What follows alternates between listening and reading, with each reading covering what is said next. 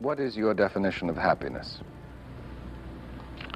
A clear horizon, nothing to worry about on your plate, only things that are creative and not destructive.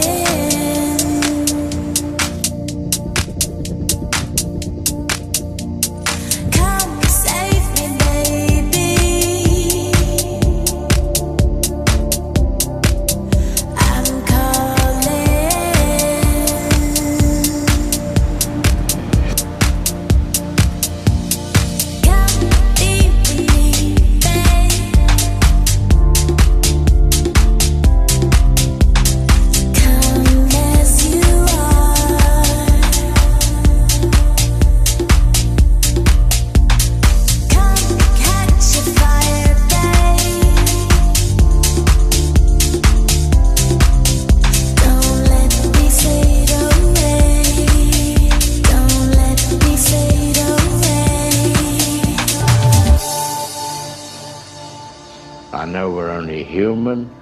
We do go in for these various emotions, call them negative emotions.